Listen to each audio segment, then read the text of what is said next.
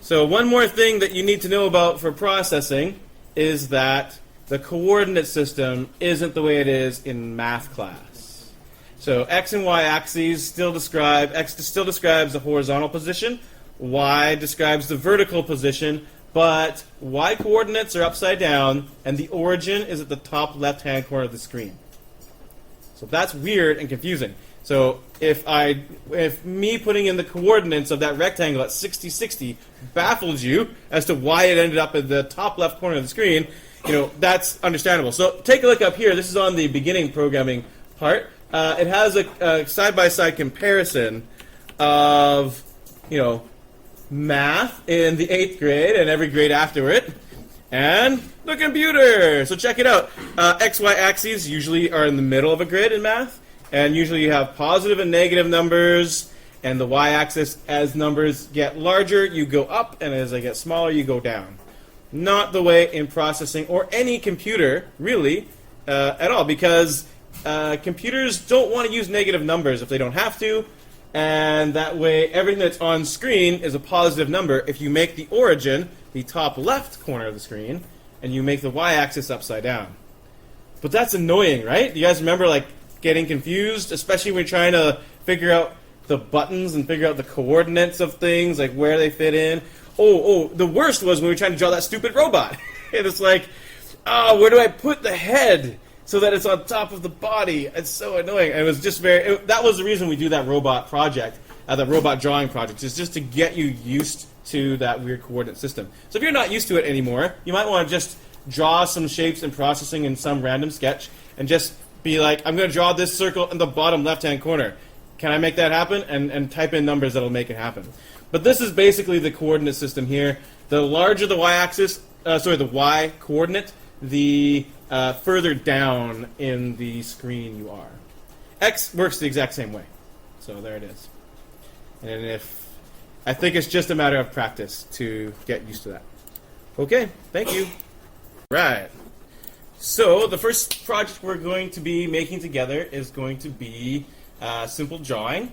I'm going to make like a square inside of a square. And maybe, if I am really ambitious, I'll put one more square inside. That's literally how complicated I'm going to get. And you guys are going to make your own simple drawing afterwards, just to practice, just to make sure you know how to do it. But I think it'll be fine. By the way, just because I'm recording, don't hesitate to ask questions. You can totally ask a question in the middle of this. It just makes it better. It's all going to be better. So first thing I want to remind you guys about are comments. There's two kinds of comments in processing in Java in general. There's block comments that look like this, /*/. Anything that goes between these symbols is a comment. And they can span over multiple lines. So you could go all the way down here and be like, this is a comment too. So you can have, if you want to have a big, long comment, you can use these symbols here. Now, comments are basically code, or it's not even code, it's just notes to yourself. And the computer doesn't read them, it completely ignores them. They're mostly just helpful to give yourself some notes. So what we're going to use this for, and it's something I didn't emphasize last year, but I'm going to emphasize a lot this year, is just putting your name on every project. And also, we'll probably use it as a little to-do list to remind ourselves what we need to work on in our project. And so, you could be like, for most of your projects, putting in a created by, your name would be pretty fantastic. I noticed last year we occasionally had people hand in projects, forgot to change the file name or the full zip file name to their name. Sure would have been nice if we all just put that in there at the top of our projects anyways. So that's one kind of comment, the inline comment. There's also, the block comment. There's also the inline comment, which is the double slashes. So you can just type in 2 lines, and this is a comment too. And the great thing about it is you can put it at the end of a line. So you can type in some code, like size 200 by 300, and then put in a comment. This does something. So that's really nice. They're nice and fast. You don't have to end it, because when you press enter, the comment ends. So then you can go on and do the next thing, whatever you're going to be doing. So these are two different types of comments to put in. So this is a block comment, and this is an inline comment. Wow. Typing is hard. So yeah, use comments liberally. When we do a new lesson on some new topic, and I do coding up here, I'll usually type in comments as well as I type. Those are sort of your notes that you'll take. We did that last year a lot. Same sort of thing that we'll be doing this year. Okay, so let's make a drawing. Now that we know how to put in notes to ourselves about what these different things do, let's make a simple drawing. This is a basic processing project that you did at the beginning of last year. So first of all, size. This is the first command that we're going to be putting in. Does anybody remember what that does? Just put up your hand if you do. Thanks, Claire. Was that your hand going up? Yeah. Yeah, what does size do? Determines how big the frame is. Yeah, so it makes a window come up where our pictures will be, our game will be, whatever our project is, and it's going to be this wide. The first number is width, second number is height. So I'll amend my comment to actually mean something. So it makes a window. I'll put a project window, actually. It's a project window that is width by height.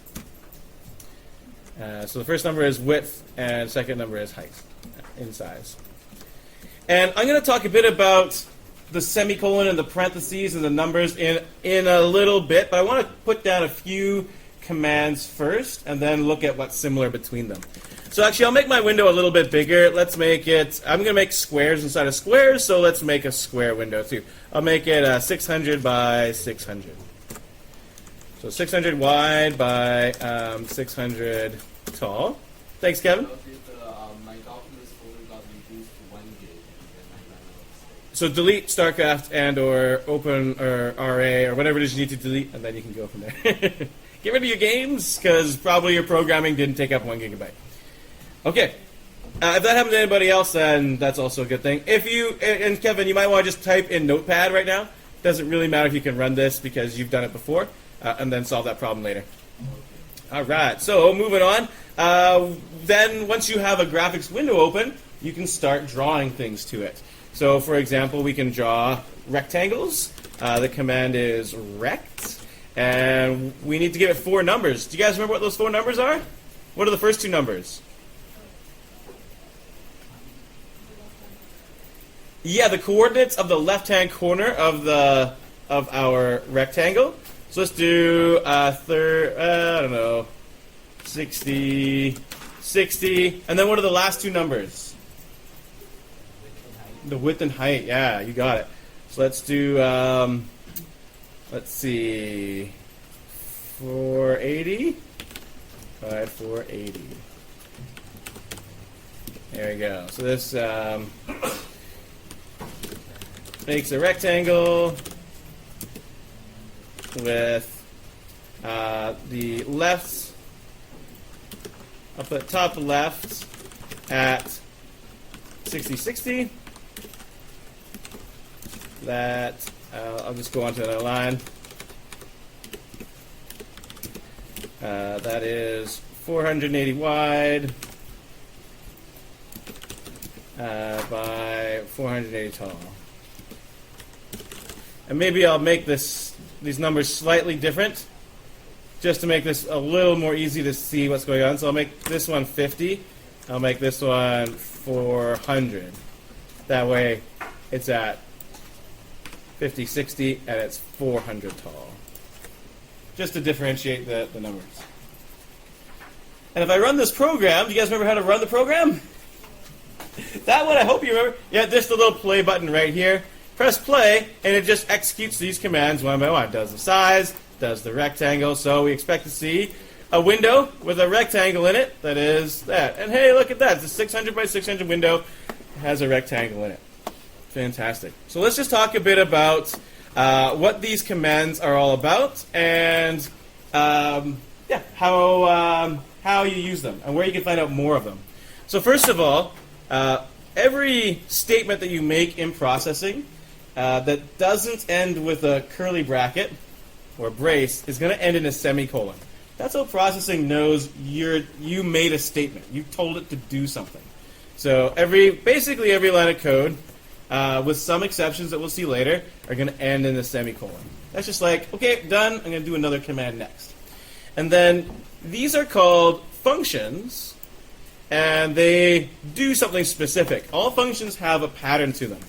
So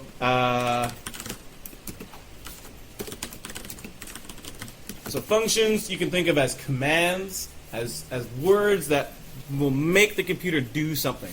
So they always have their name.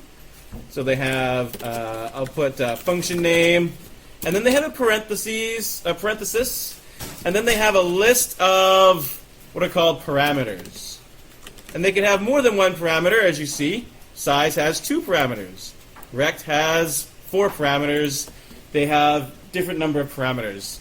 So they are separated by commas, and you just give them parameters. Each parameter has a different meaning. Parameter 1, parameter 2, and so on, however many parameters are, and then you end with a semicolon. Is this sounding all familiar to people?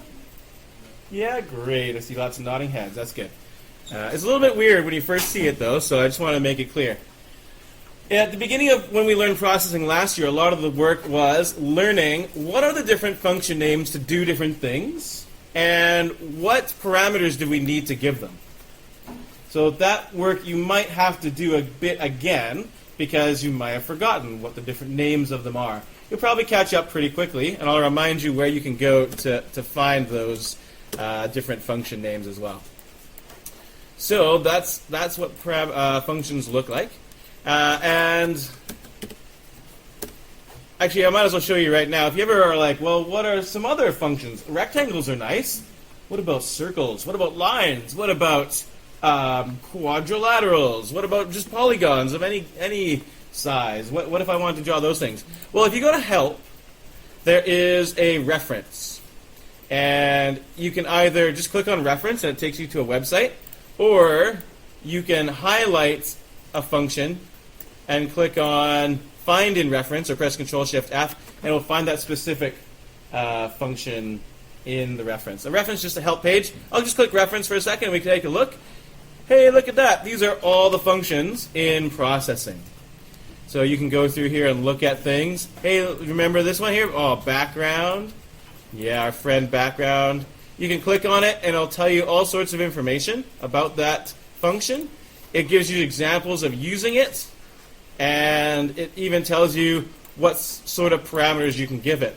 And notice, if I may be so bold, that sometimes they take different number of parameters. Sometimes you can give it 1 parameter, sometimes 2, sometimes 3, sometimes 4. So you can change what those parameters mean by giving them different amounts of parameters.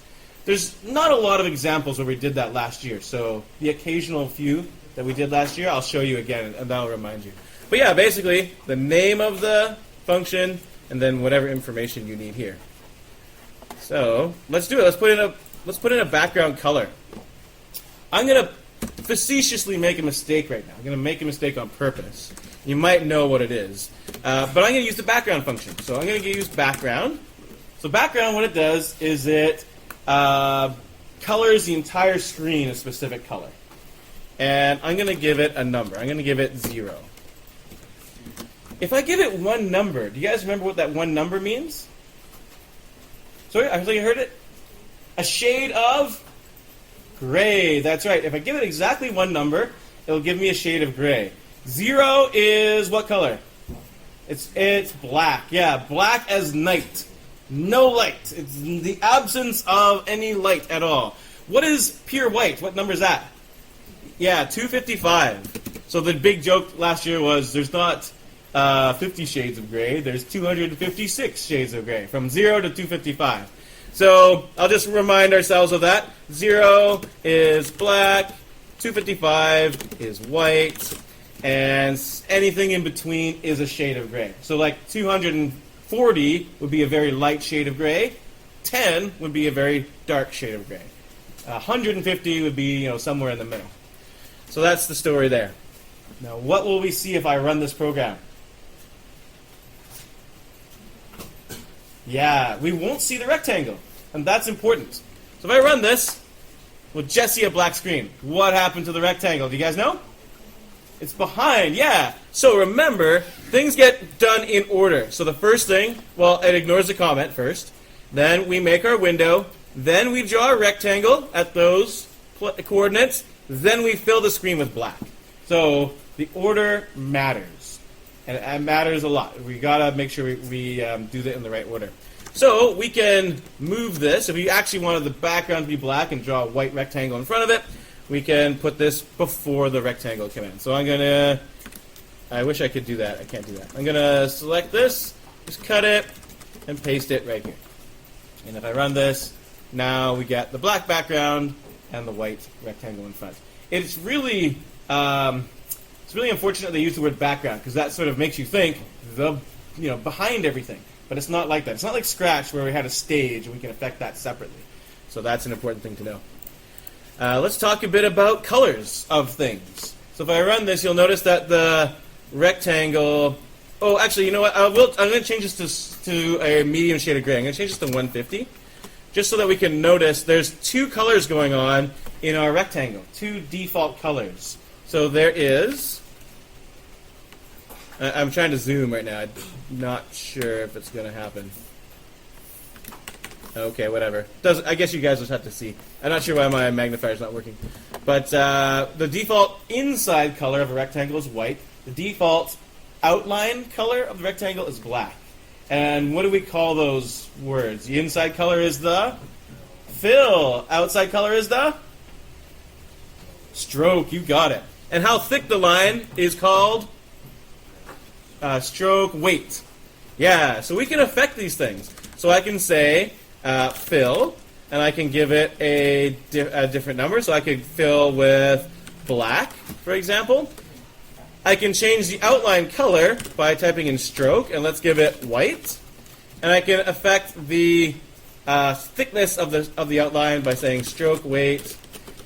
And now this one also takes one number as a parameter, and it's the number of pixels wide that the line is. So I can say 10, for example. Let's put in some comments here. You guys might want to also put this in. This is the inside color,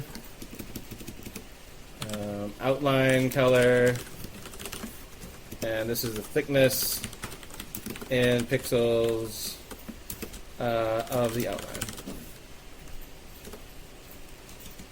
So, just so you know, fill, stroke, and stroke weight, they affect every other shape that we draw after this. So if I drew a circle, in a quad, a triangle, any other shape from here on in, even if I just drew a line, they would all have these same fill, stroke, and stroke weight colors ever after from here on in. So just be aware of that. And if I run this, you'll get exactly what you're expecting. A gray background, a black filled, white outlined rectangle with an outline thickness of 10 pixels. There it is. Feeling good? Everybody still remember all this stuff? Awesome. Any questions? All right. I'm glad to hear it. Everything's going well so far. No, that's fine. We'll keep going. Let's talk a bit about color now. So we talked a bit about how shades of gray work. You just give it one number. But unfortunately, one number is not good enough to represent color. What's the default way of representing color in processing? How many numbers do we need?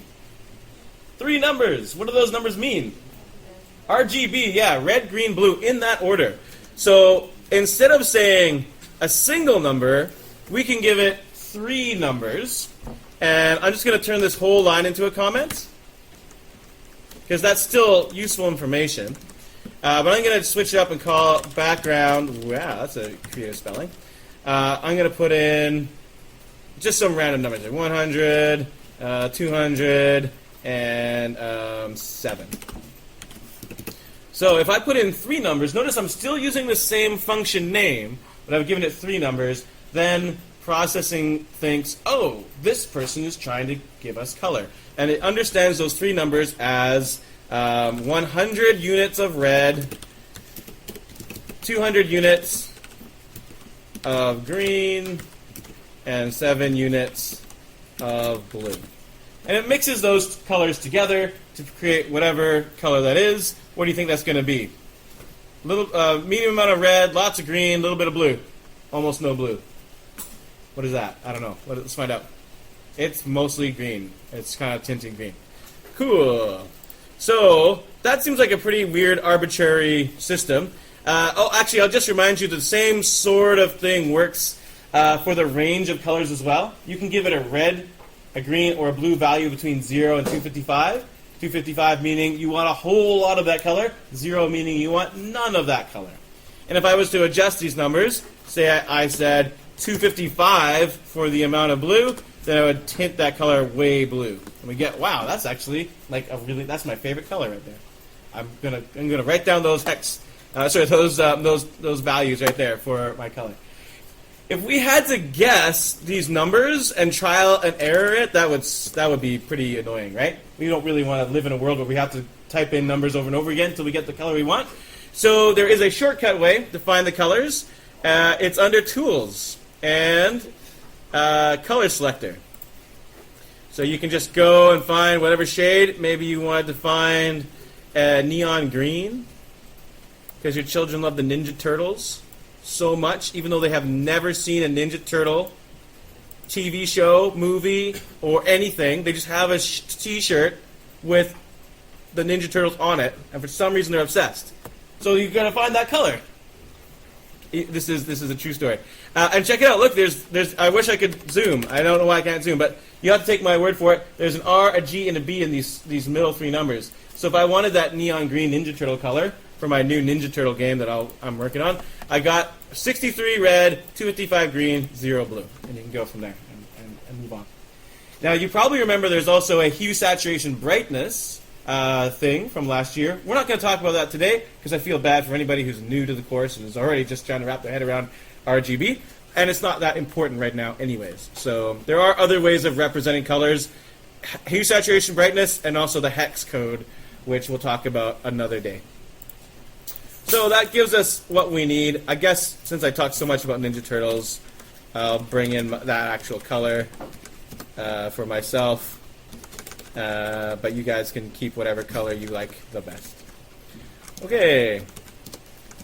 So that's great. And now what I want to do is just make a simple picture that has nested rectangles. So I want a big rectangle that contains a little rectangle which contains another little rectangle. I want to make each of those have different fill colors. Same stroke weight, different fill colors. You guys think you could do that? Do it! Go! Try! I bet you did. I guess I'm going to stop the video because otherwise this will be a lot of dead space in the thing. I got to learn to edit too so I can edit this out. I probably won't. You'll be watching this video going, Mr. Pelche never edited it. Okay, and now we're back. It's been beautifully edited, so it all fits together beautifully somehow. So the solution to the problem is simply to keep on making more rects as we go down the row. And of course, before we make that rect, we're just going to change the fill color each time. And if I run this, in fact, we do get 3 rectangles, each one on top of the other, because the last command is executed last, so we'll draw it on top of the other ones. And we're making them smaller and smaller so they don't eclipse the previous shape, so we can see all 3 of them. So basically that's the story. Now, just a quick thing to mention, if you're new or not, this is something that very few people sort of mastered last year, and that was organizing your code. So this code is fairly disorganized, I would say. And the way I would organize it would be, hey, my stroke weight and my stroke are always the same in this project. So I'm just going to put them at kind of above, because it's going to affect everything afterwards. And then I'm going to group my fills with my rectangles. And now I have this nice little unit that's 1 rectangle, 2 rectangle, number 3 rectangle. And you can even put a comment to say black rectangle, red rectangle, and blue rectangle. Not a lot of people were gung-ho on the comments last year, and I found that where most people spent their time was figuring out where their mistakes were. Is that true? Right? You'd be like, coding, like no problem. 15 minutes later, why is it broken? And like the rest of the class, the rest of the time in the class would be like fixing the mistake you made in the first 15 minutes of class. So keeping your code organized is one of the ways to make it so that you don't get those mistakes in the first place. And if you do get a mistake, and it might not even be a mistake, it might just be it does something different than you expected it to do, then you can find where those problems are faster. So organizing your code and using comments as labels to help you find your way through your code is going to be important. And I think I'm even going to attach that to I'm going to attach that to the grading system for projects. So if you don't have a single comment in your code, and it's just one big long lines and lines and lines of code, and there's nothing there to differentiate it, then you're not going to get full marks on a project, even if it works flawlessly. Because I want to get you in the habit of having beautiful code. So there it is. It runs. It makes our nice, rectangles, and that's fun. I'll just quickly mention that you should probably be aware of these other functions that draw shapes. I'm having trouble here. Tools, reference, finder. There we go, reference. So if you go to the reference page, the ones that you should remember from last year, I'll just search it. Rect. Here we go. 2D primitives. The ones that we spent all our time on were, well, you guys could tell me. Did we use arc? No, right? We didn't use arc. Did we use ellipse? OMG, we used ellipse all the time. Ellipse, it could have been called beginning programming, fun with ellipses, really, was one way we could have described it. Line, yes. Point, no, not really. Quad, not really. Rect, oh yeah. Triangle, sometimes. So really, if you can read up on ellipses, lines, rects, and sure, triangles, then you'll know everything that we did last year in terms of the shapes. And we did a lot of fun and complicated stuff with just those simple shapes. So, so that's great. All right. I'm going to stop the video because we're going to do something else. And all right, we're going to do some animation now. So very simple, quick, and dirty animation. And we're going to include randomness into it because randomness was something we did last year. And it's interesting to see the computer's random number generator in action. I just wanted to mention that if you're saving to your sketchbook folder, check it out. Look what happens when I save. Go to File, and there's a sketchbook option under the File menu, or you can press Control-Shift-K. It shows you all of the programs in your sketchbook folder. Because I'm on the school network, it's slow. But I got a lot of stuff in my sketchbook folder, but it's really handy to be able to go and click on the things. I now have a review folder. I can click and open that and get all those things. So this will be fantastic to organize yourself. You might want to go back and take all of your old sketches, put them in a folder called Beginning Programming if you took that class, and then they're separate and away from things, and then you can keep your new files all easy to find and easy to access. And I'm going to do that too at some point. But right now we're going to start a new project, and we're going to make this an animated project. So we're going to need to create two functions. They start with the word void, and they will turn our picture generating program into an animation program. You guys remember what those two voids are? Yeah, you got it. Void setup and void draw. They look a little bit different. Now these are, we talked about things like rect and background and fill and stroke weight and ellipse and all those things as functions. That's when we're using a function. But now we're going to define a function. So where does it get used? Well, these are special functions that get used by processing automatically. So I'll show you what they look like. Void setup, and they have a very specific way they need to look. Void draw. Whoa. Please note that after setup, these two things are parentheses, and after that, these two things are braces, which are the curly brackets. which is what people call them, but they're not really that at all. Right now, I'm going to make a comment. I'll put my name in it. And I'm going to make a comment so that you know that these things are parentheses. I guess I should make these just one big block comment. Don't worry about it if you're not. Those are parentheses. These square ones are brackets.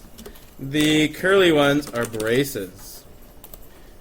Yeah. You probably learned that in beginning programming, but you might have forgotten by now. So if I use the word parentheses, brackets, or braces, that's what I mean. And I'll probably tell you this over and over again, and that's great. They have specific names. Okay, so, and it matters. If you use the wrong ones, processing will get really upset with you and make errors. I should probably talk about what happens if you go wrong in a program. I'll do that maybe tomorrow, but we'll keep going with this. Okay, so we have void setup and void draw. Anytime you define a new function, it looks similar to this. It won't always be void, and it certainly won't always be setup, but you will always have a type of what this function does. For now, everything's just void, so just take it for granted that they're always going to be void for now. The name of the function, and then a parenthesis is where you can define parameters, but we haven't done that very much. If you don't remember it from last year, don't worry about it. And then the braces. The braces are there to say, hey, everything after here, from this open brace here to this closed brace here, that's what's in the setup function. So you can think of the braces as embracing. You can't, in YouTube, you can't see me hugging the air, but I am right now. Embracing the code that is what is going to be the setup of this program. Notice there's no semicolon. You don't put a semicolon here. So here's the rule we talked about last year. A line either ends in a semicolon or a brace, and never both. So when it's supposed to end in a brace, you don't have to put in a semicolon. So there's going to be specific situations when it ends in braces. That's just going to be something you have to remember. So can anybody remember what does setup do and what does draw do? Just raise your hand if you want to answer either of those questions. We'll start with setup. What does setup do? Thanks, Ricky. Yeah, it's the code that gets run at the very beginning of our program. It's exactly what it sounds like. Set up. It's all the things we need to do before the program runs. So those things. So actually, I'll put that as a comment. So the code that runs before the rest of the program. It only runs once and never again. I'm going to make a comment of that. Only runs once and then never again. Oh, well, until you run the program again. But once you start running the program, it's done. So this is just for, your typical kind of setup things. What's an example of something we would put in the setup? Anybody? Just raise your hand. Or just yell it out. Size, yeah. Because, this is what happens before the program runs. Can't do a lot of animation if we don't have a window. Well, I guess you could do ASCII animation at the bottom of the screen, which would be kind of fun. But other than that, we need a window. So we do size. I'll do, I don't know, 600 by 600. That would seem like a good size. So that's the kind of thing we'll do here. What are some other things we did in the past up in this space? Thanks, Ricky. Yeah, selecting what color mode we want to use. Other modes, there's things like rect mode that can change how the coordinates work, that kind of stuff. Yeah, that's great. It's been a long time, but we did things like initialize our arrays and array lists up there. We loaded some pictures up there often when we wanted to draw pictures on the screen, like JPEGs and PNGs, that kind of stuff. So all the things that need to happen before you run your program. So that's the setup. Here is the draw function. What does the draw function do? It draws stuff, but what's special about it? Because we were drawing stuff before, but what's special about the draw function? Let's give this one to Jenny. Yeah, there's sort of this built-in repetition in the draw function. Processing will call the draw function over and over and over again. And you can change things each time to create animation. So the draw function is repeated at the frame rate of your program. And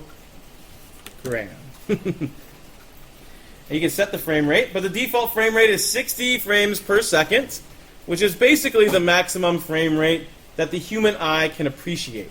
If you had a higher frame rate and it was drawing things faster, we just wouldn't be able to notice the speed because our optical nerves and our brain and biology and all sorts of reasons. So 60 frames per second is really all we need.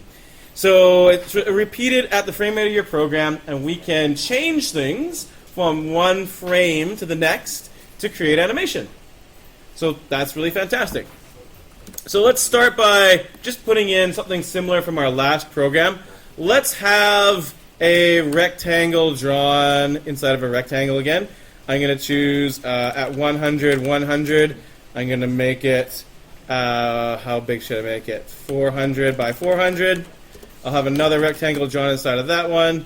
I'll make it at 200, 200. I'll make it 300 pixels wide by 300 pixels wide. I'm going to do this for no good reason at the moment, but in a second I'm going to demonstrate one of the most common problems from last year. So I'm going to just put in 2 rectangles. I'm going to take a moment just so people can type that down. Hope I'm not going too fast. And while I'm doing that, I'll just run the program. Well, you can't call me in the middle of a YouTube video. This real world doesn't work that... Oh, well, whatever. I'm just going to ignore it. We're just... Too bad, because YouTube. So yeah, we got that. I'm going to make this 200 by 200. It'll look prettier that way. There we go. A square inside of a square. So, I'm going to show you the problem. What if I wanted to change the inside color? And actually, I should just mention, notice how there's no animation here? I promised you there would be animation, but there's no animation. So that's interesting. And also, what if I wanted to change the inside color? What if I want to make this red? So check this out. This is the classic problem. I'm going to, in between these rectangles, I'm going to say fill with red. I'll make it 25500. Nice and bright red. Maximum red. Nothing else to influence it. What's going to happen? Well, let me put this together. This rectangle should be drawn with the default color, right? And then we're going to fill, and then everything after it will be drawn red. So the first one should be white, the next one should be red. But if we run it, they're both red. So why is that? I bet that some people never learned that last year. I tried to tell people, but I bet some people didn't learn it. Maybe you guys learned it, I don't know. But what's the reason? What's the reason? I see you both got your hands up there. Ricky and Jenny, you've been rocking it today. Thanks so much. Anyone else want to give it a shot? I'll just give it to Jenny then. Or Ricky, whoever. Go ahead, Jenny. The very first bit is white, but then after that, it turns everything into Yeah, let me show you all if I set the frame rate. I'm in setup. You can set the frame rate. Rarely do we have to do this. I'm going to set it to 1. So that means 1 frame per second. So it'll do the draw function once, and a second later, it'll do it again. Instead of the default, which is 60 times a second, which we can barely see with our eyes, I'm going to set the frame rate to 1. That's not that useful. Don't worry if you don't know what frame rate does. Watch. The first second, white, and then red, and then ever after red. So why did that happen? So the draw function, basically, it calls the first rect, and it's white. Then we set it to red. Then we draw the next rectangle, which is going to be colored with red. And then we do it all over again. So then we draw another rectangle. But remember, we said fill red. So every rectangle after that fill is going to be red until we change it. So how is it that we can make sure that rectangle, that outside rectangle is white? Yeah, exactly. Right above this one, even though the default color is white, we can put in fill white. I'll just put 255. And then even though we didn't have to the first frame, every frame after it will be for sure red. So I'll just put my frame rate back to 60, and there we go. White and then red. Woo! It worked. These problems were classic. Remember when we did our drawing program? and when you click on the color, you'd select red, and then your entire user interface would turn all red. That was that problem right there, and it was an annoying problem. And most of you figured it out. I don't actually know if 100% of you figured that out, but that's why it was happening. So there it is. And that goes for stroke weight, and probably something else too. I can't think off the top of my head, but it goes for any function where sort of everything after it is affected. Oh, rect mode center. I can remember when we made our bullet hell games. We were drawing images on the intro screen from the top left corner, but then you wanted to draw your spaceships from the center, and then you said something like image mode center, and then all of a sudden the intro screen was shifted out of position, and you're like, what happened? I didn't change anything in the intro screen. So it was the same sort of phenomenon that was happening there as well. So that's a classic problem, and hopefully that helps you guys moving forward. And if I need to come up with a name for that problem. What's the name for that problem? I'll come up with a cool name. Then I can say, hey, you're experiencing the something phenomenon or something. We'll have a cool name for that coming up later. Okay, so now animation. Let's do some animation. Why isn't this animated right now? What's wrong with this? Yeah, it technically is animated. I'm just a horrible animator because nothing is changing from one frame to the next. So we don't see anything change. I'm not changing anything. So what we're going to do now is we're going to do something a little bit different. I'll use something a little bit different. I'll switch it up. We'll use line. That way you can learn about line if you've forgotten about line. I'm going to use line, and the way line works is you give it the x and y of one point, and then the x and y of a second point, and then it connects those points with a line. So that's how you make a line in processing. So let's say we want to make a line from the top left corner to the bottom right corner.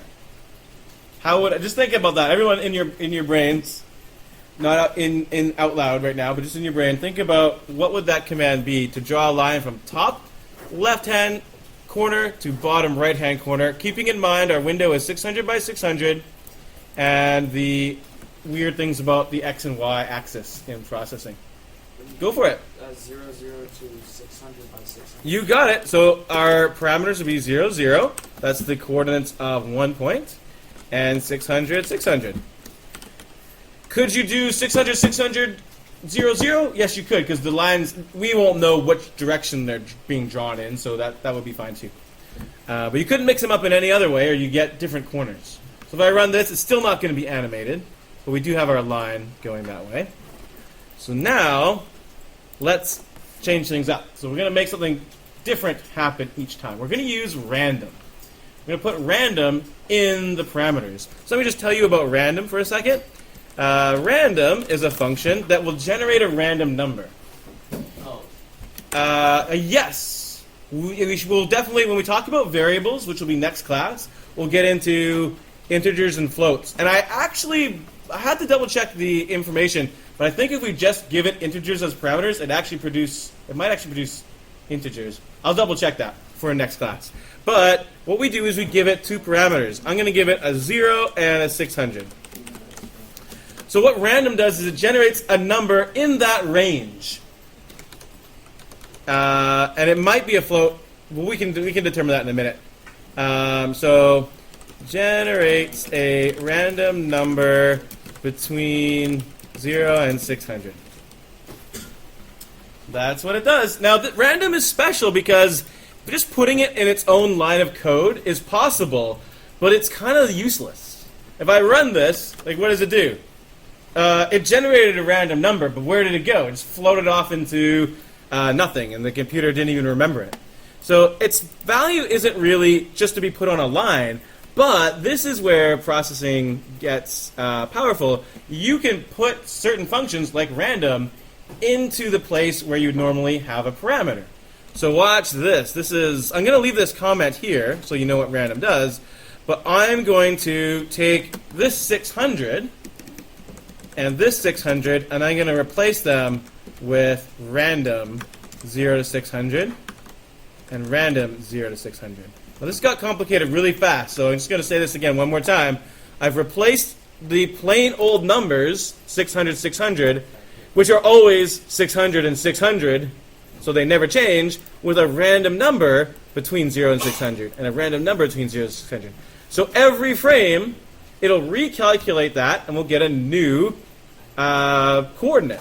Well, or maybe not. It might randomly choose the same coordinate, but it'll choose a random coordinate each time. So what does that look like? It looks like this. Whoops. Try again. Wow, craziness is just happening. So we're seeing that there is we're seeing the changes happening over and over again because draw is looped. It's being called once every 60 seconds. So over and over again, it is choosing those new random numbers and drawing a new line. And you could put a picture of One Punch Man, like delivering an uppercut, and that would be the perfect anime, like, or manga, like punch, pow, action effect right there. So we've just written a manga, or manga, I don't know how you pronounce it, manga drawing assistance tool right here. Woohoo! Powerful. Now, that's one way to do animation, but that's kind of annoying that it builds up on top of each other. It could be useful, but if I wanted just a line that was like zipping all over the place, one single line, do you guys remember what to do? Background, yeah, we can use background to clear the frame each time, so what we see instead is just one line jumping around all over again. That's a little bit complicated, so let me type it down and then just remind you of how that works. I'm going to say background. I'll say white because our line is black, so it would be pretty bad to have a black background. I'm going to say background 255 and then my random line. And watch the difference here. This by the way, this random at the bottom is not doing anything, so don't worry about that. It's just these two lines of code to pay attention to. Watch this program. It looks like a single line just jumping all over the place. What's happening to all our old lines? Well, every frame we cover the screen in a giant white rectangle. We just cover it all with white. So all of our previous frames are not preserved. And that's how we get traditional animation. So most traditional animation, you will first clear the screen, then you will draw a picture, and then you will be done. And then you will change something. And then that'll repeat. So then you will clear the screen, draw the picture, and change something. And if what you're changing is somehow built into, say, the coordinates of the picture or the dimensions of the picture or whatever it is, then you'll end up getting something like movement or something like something growing. All sorts of different things could be happening there. Now, that involves a lot of variables. So we're not going to get into that because that's tomorrow, or Tuesday. We'll talk about variables. Because you have to remember, if you're going to move something across the screen, you have to remember where it was last frame. So that's going to be coming up. But right now, let's just play with random. And I'd like you guys to play with random and put random into all sorts of things. What I'd like you to do is make a program that doesn't clear the screen every time, but you can try clearing the screen every time as well. And it makes random size, we'll say ellipses. We didn't do ellipses yet. Make random size ellipses in random colors appear on the screen over and over and over again at the frame rate of the program. I'm going to, if that makes sense, then go for it. I'm going to turn off the YouTube video, code that up, and then show you if it doesn't make sense so you can see what I'm talking about. Okay, so here we go. We're going to pause. Nope. Yeah. Okay, so now this was our basic program of how to make our circle grow. I already explained it to everybody. I forgot to explain it to YouTube, so I hope you can puzzle it out. Here's us adding in the color changing part of it now. So if I want to change the color, I'm going to make a new variable for that. And I made it a float. And the reason I made it a float, a decimal number, a rational number, is because I'm going to use something called map. And map needs floats. So that's the reason. So a lot of you probably did something like putting in a fill here. And you filled with your variable. And you might have done something like c equals c plus 1, right? And then reset c back to 0. If you did that, that's pretty good, by the way. So well done. But there's a problem with that. And that is this problem. It gets to white like really fast. And then it's just white all the time. It doesn't it just gets to white so fast. Why does it get to white so fast? Here? Nope, not sure. It just hits white like somewhere around this size of the circle. Thanks, Dax. That's the size 255. Yeah, when the diameter gets to 255, then that's the color of white, right? So I'm going up by 1 every time. So then when C gets to 255, it's done. I can make it 256, 257, and so on, but that's just going to be read as white. And if you're interested, and this is actually really useful information everyone should know about, there's the print and print line statements. Print and print line let you look at the values of the variables while it's happening. You guys remember print line?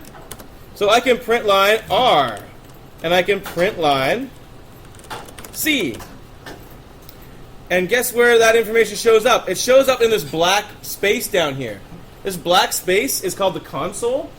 And so anything you print out will show up down there while it's running. So if I can run this program, I can see the values as they're coming out. The one with the decimal place is the value for the color. And so we see that it got to 255 early on. It resets, and we can kind of keep our eyes on what's happening there. So that's not perfect. We'd like it to get to white right at the very edge. So how do we do that? So the answer is we're going to use something called map. And we used map when we did sliders. And we used map when we did transparencies and all sorts of stuff. So here's how the map function works. So instead of adding by 1, we're going to make C a dependent variable that completely is controlled by R. And we're going to map the value of R onto C. So here's what it looks like. I'm going to map, that's the name of the function, R onto C. So C is equal to the map of R. And what you do now is the next two parameters is the range of numbers that R has. So what's the range of numbers in R? What do I range between? What's the smallest number R is ever in this program? 0, yeah. So it goes from 0 to 600. Yeah, that's the whole range of R. And then I want to map that into a new range. And the range that I want to map it to is 0 to 255. So that's what you put here. So if this wasn't, I think I'm going to just ignore YouTube for a second. I'm just going to draw on the whiteboard what's going on with the map function. Sorry, YouTube. So it's not perfect. Oh, there's all this stuff under here. My hand will erase it. Okay, so I'm going to use a marker to draw it. So this is I got to press enter so I have more room. This is the worst YouTube video of all time. So this is I'll say maybe mapping from. We're mapping from this variable, and we're mapping to this variable.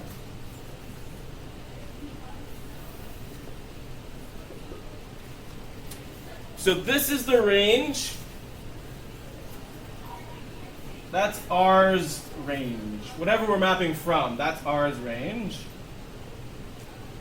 And this is the range, it's our desired range for C. Now, it seems so complicated, right? It's really just grade 8 math. So what we're doing is we're saying, well, R, you go from 0 to 600.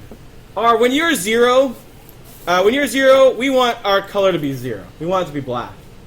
And R, when you're 600, we want the color to be white.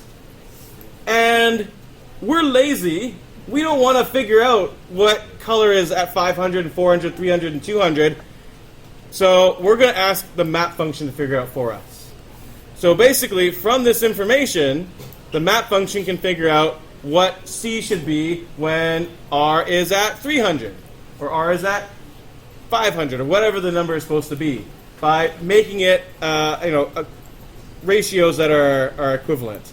So what do you think the number for C will be when R is at 300? If it's halfway in this range, what's C going to be? What's its value going to be? You don't have to give me the exact number, just approximate. Yeah, 255 divided by 2. So if we're halfway in this range, C is going to become whatever halfway in this range is. We're just going to convert it to the desired range, whatever desired range we want to. So it just converts from one range to another range. So now if I run this, we get it starting off as black, and it doesn't become fully white until we get to the maximum size. So we just sort of have better control over our ranges, and map is great that way. We're going to have to revisit map a couple times, I think, throughout the course. It's just that complicated.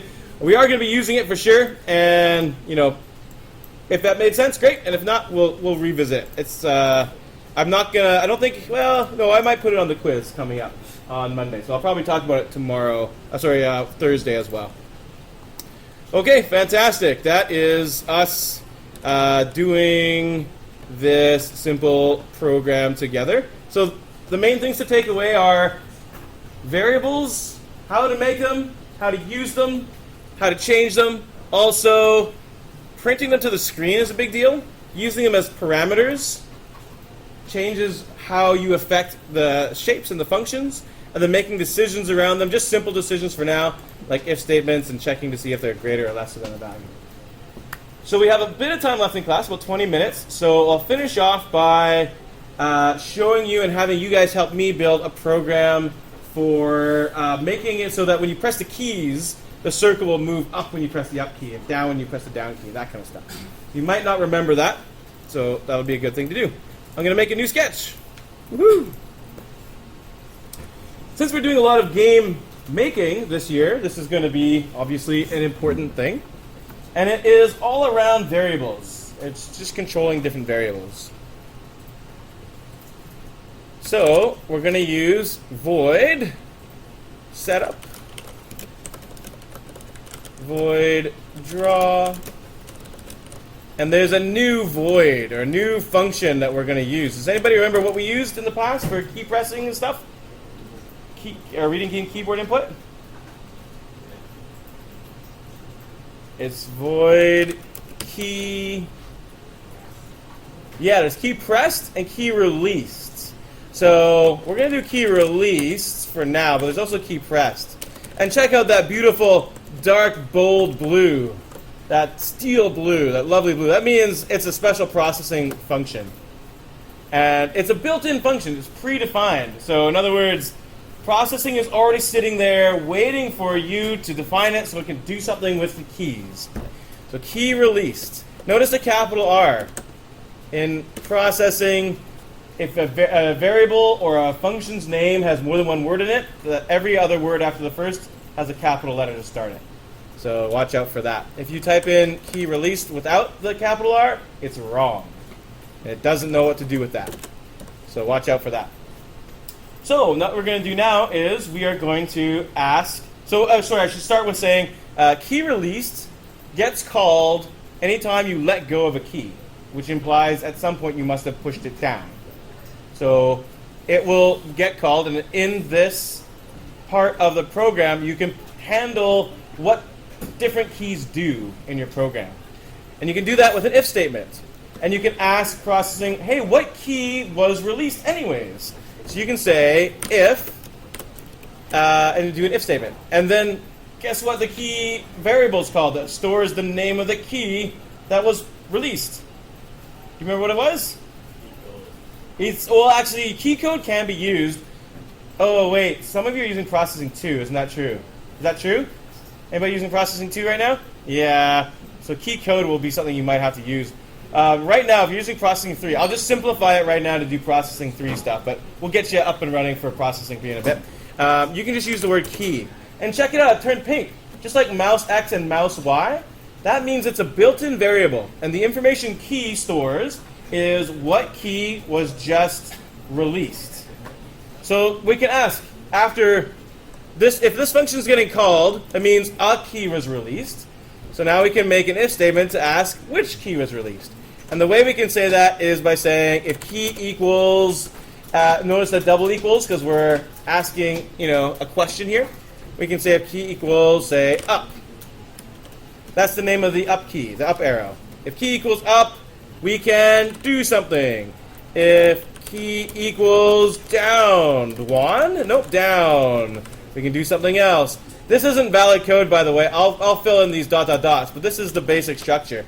If key equals left, if key equals right, we can do things based on us asking those questions.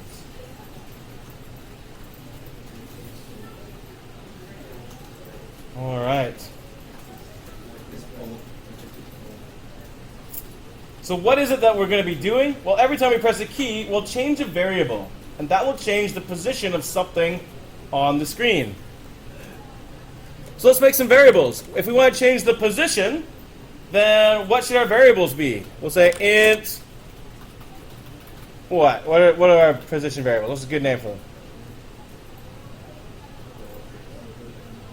X and Y, sure. Let's not get fancy. Int X, you can just put multiple ints in a row with commas. So I've just made two variables, X and Y. They are both ints. So now, when I draw what I'm going to draw, let's clear the frame. Yeah, let's do that. I'm going to clear the frame every time. Let's make it some gray color for no reason. And then I'm going to draw my ellipse. I'm going to draw it at X and Y, and I'll make it 100 by 100 because I have no imagination. Good enough. So we're missing a couple things. I'll let you guys type this down, and then I want you guys to help me fill in the blanks here. What are we missing? So think about that as you finish typing stuff up. Or raise your hand if you know something that we're missing. Thanks, Claire. Yeah, we don't have a value. Technically, ints have a default value. They have a default value of 0. If we don't say x equals 0 or y equals 0, they start off as 0. But often last year I said you should actually explicitly tell them to be 0. But you know what? Let's say we don't want them to be 0. Let's say we want to start the game at the beginning at the center. So in the setup, remember setup is what happens before our project begins. So let's do that right here. Let's say x is 300 and y is 300. We can do that in the setup because it's not repeated. Hey everybody, why would we not do this in the draw function? Or what would happen if I put this in the draw function? If I, instead of setup, I put that in draw, it would happen every frame, and the result would be you wouldn't move anywhere. You might be able to move with the keys, but then it would immediately set it back to 300 every frame, at the beginning of every frame. If we do it in setup, it only happens before we draw anything on the screen, and it doesn't ever happen again. So this is a great place to put our whatever objects in their starting locations. So that's why we do that. So now we're going to have our ellipse drawn at x and y. So it's going to be drawn at 300, 300. So now what are we missing if we want to actually animate this? And I'll just remind you, every game, the main steps are drawing things dependent on variables, changing the variables, and then making decisions around those variables. So right now we're drawing something that's dependent on variables. So what are we missing?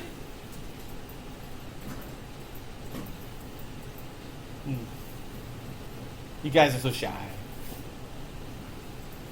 If we actually, let me run this right now. Oh wait, I guess I can't because it doesn't compile. Let me just change this really quick. It's not important that I'm doing this change. Let's just run it. Oh wait, there's something else I'm missing too. I guess we should probably give it a size, hey?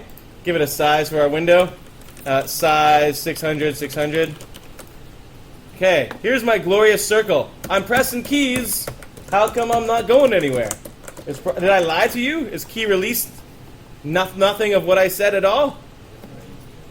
Thanks, Ricky. Say that again. I can't hear you. You need to put stuff in there. Yeah, like I'm saying, if the key is up, then do something, but I don't actually do anything there. And what do I need to do there? What needs to change in order for that circle to move? X and Y. That's right. I can't tell if this is too easy for you guys, you're just being shy, or if it's you actually don't know. So let me just see a show of hands. How many people feel like you understand what's going on right now? Just give me a hand up. Like, yep, I'm doing fine. Cool. Yeah, that's okay. If you're new to the class, you shouldn't understand what's going on. This is very confusing. Okay, so what I'm going to do now, then it seems like people are just being shy. So let's go ahead and just break it open here. I need to change my variables. This is not animation because x and y essentially are constants. It's almost as if I typed in 300, 300 instead of x and y. It's only interesting if I vary my variables. They're not really variables if I don't vary them. So let's vary them. What should happen if I press up? What variable should change and how do we change it? Y? So let's say y equals y. Is it plus or minus to go up? Minus. Oh, it's so hard. All you math prodigies out there who, are good at math. Oh man, now it's upside down. Remember, upside down y-axis. Let's say y equals y. I'll do minus 10 so we can move around a little faster. If we go down, also it's y, but we're going to add to y. I'll move this up so you guys can see a bit better. Y equals y plus 10. If I'm going to the left, it's x equals x plus or minus 10. Minus, right? Going to the left, we're going this way down the x-axis. That's just like math, so that's good. And then if I press the right key, it's x equals x plus 10. So now I am changing the variables. I'm only changing them if I release a certain key, and every frame I draw it, whether I change it or not, I draw it. So if I run this and I press the keys, oh, nothing happened. That depresses me. It depresses my keys, but they're not changing as I depress. What did I do wrong? I'm not seeing it personally. This is a great example of what you do when you have a problem. So I actually don't know what I did wrong. It could be a minor thing. It could be key code. I could have messed that up. But what I'm going to do is show you a bit about how I might solve this problem. So I'm going to use print to figure out what the heck I did wrong. My first question is, well, is the keyboard even working? Like, I don't know. I can't see anything. So what I'm going to do is I'm going to put a debugging statement in here. This is entirely, you guys don't even have to type anything down right now. Just listen and watch as I try and solve this problem. I'm going to try and print something out. I'm going to print out exclamation mark. So this should happen if I release a key, any key. And I'm going to watch down here to see if I see that. And I encourage you guys to do similar things when you're stuck and you're waiting for me to come over to help you. Or David to come over and help you. So now I'm going to look to see if I get a little mark. And yeah, I do. Look, I'm getting exclamation marks. So I know that function's being called. So now what's the problem? So my next question is, I know the function's working. Key release does what I promised it would do. So now I want to see if this statement happened. Am I changing y? Thanks, Jenny. Okay, great. So I'll change that later on, but I still want to go through my thought process. So now I want to see, well, is this code actually happening when I press the up key? So I'm going to put the print statement inside of the if. And now I'm going to go and press the up key and see what happens. So I'm going to run it. And look, I'm pressing up key and nothing's happening here. So that means that something's wrong inside of this statement. It's not actually working. So it turns out it's not key. It's key code. I failed. Key is when you want to use like the alphabet. I got it mixed up. If you want to use like characters that don't have keys that don't have a character attached to them, then use key code. So use print statements where if you get stuck. If you get stuck and you're not sure where your problem is, print out like just random characters to see what's going wrong, and that way you can narrow in on what's your actual problem. If I run that, now if I press the keys, my little circle moves all over the place. It's not really very smooth movement, and we can do better things than this. We can start by changing key release to key pressed. And that way, oh, it has the key refresh rate problem, but it'll move more smoothly now. It's still not perfect, but it's starting to move around. So it's starting to look pretty good. We're moving things around the screen with keyboard. Wow, exciting. Okay. So, any questions about any of the variables we used today, or making things work with the keyboard to move things around? No questions? Fantastic. So, we don't have a lot of time left in class. It's less than 10 minutes. About 9 minutes.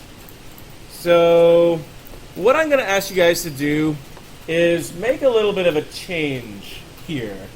I would like to make it so that instead of, I think it's just too hard to explain in 9 minutes. I think we'll keep it simple. Let's make another key to change the color inside of the circle. So maybe you could press, I don't know, what would be a good key to change the color of the circle? C? Sure. It starts changing the color of the circle. Make another key that changes the size of the circle as well. I don't really care what keys. You guys can come up with good keys. But add in some additional keys for changing other properties of the circle. Make a grow shrink set of keys. Make a change the shade of the color of the circle key as well.